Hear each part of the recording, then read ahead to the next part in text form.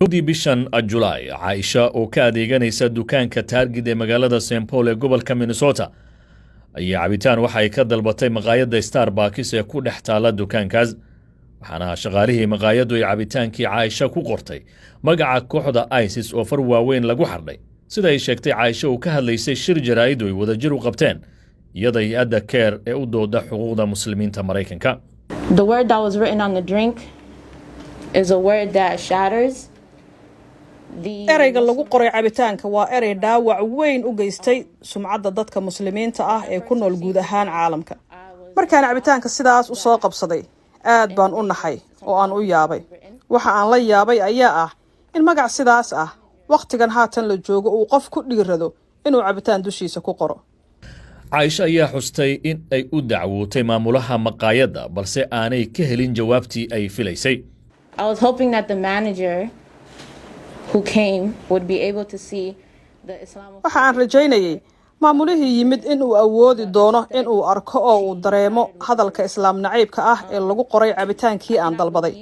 laakiin nasiib darro waxa uu la saftay shaqaalihiisii meesha ka shaqaynayay ee cabitaankii aan dalbaday ku qoray magaca ISIS. waxa aan aamini la ahay in waqtigan maanta lagu jiro ay dadku weli samaynayaan falal sidaas u xun oo dadka dhaawacaya. waxaan dareemay carab badan, bahdilaad iyo yasitaan. Jelani Hussein oo ah madaxa Adda Care ee gobolka Minnesota oo isna shirka jaraa'id ka hadlay ayaa sheegay in xadgudubyada ka dhanka muslimiinta dalka Mareykanku ay sii badanayaan. waxaana uu dhacdadan ka dhanka Aisha ku tilmaamay inay tahay islaam nacayb loona baahan yahay in shaqaalihii falkaasi ka dambeeyay shaqada laga eriyo. walibana aan weydiisano kambaniga Target iyo Starbucksba in ay tallaabooyin ka qaadaan in la eriyo gaar ahaan gabadhii keentay sharaabka samaysay iyo maamulkii oo loo yeeray oo iyaguna dafirtay oo taageertay gabadhii maaragtay ka shaqaynaysa meesha ee qortay magaca ISIS-ka in labadaba laga eriyo shaqada. tallaabooyin kale oo ah in maaragtay tababar la siiyo shaqaalooyinka Target iyo Starbucks iyo maanta oo aan arji ka buuxinay amba dacwad ka buuxinay wasaaradda human rights loo yaqaano amba xuquuqul insaanka ah ee Minnesota in iyagana aan dacwad ka buuxinay oo rabno arrinkan inay tallaabo ka qabato. Jelani ayaa xusay in haddii shirkadaha Target iyo Starbucks aanay wax ka qaban falka ay shaqaalahoodu ku kaceen ay bilaabi doonaan banaanbaxyo ka dhan ah labada shirkadood iyo haddii loo baahdo inay joojin doonaan ka adeegashada dukaamada Target ee gobolka Minnesota.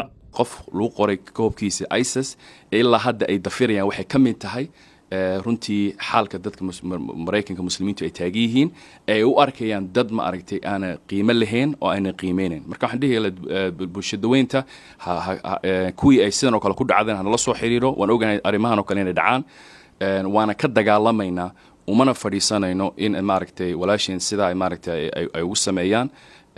Target iyo Starbucks waxaan ka sugaynaa inay degdeg ay ka soo jawaabaan dalabadana soo hordhignay. haddii ka soo jawaabi waayaan inaan mudaharaad iyo dagaalo kale keenano.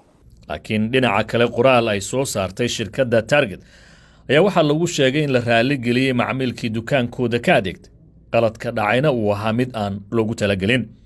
Maxamuud Sheekh Axmed Mascade VOA Minnesota.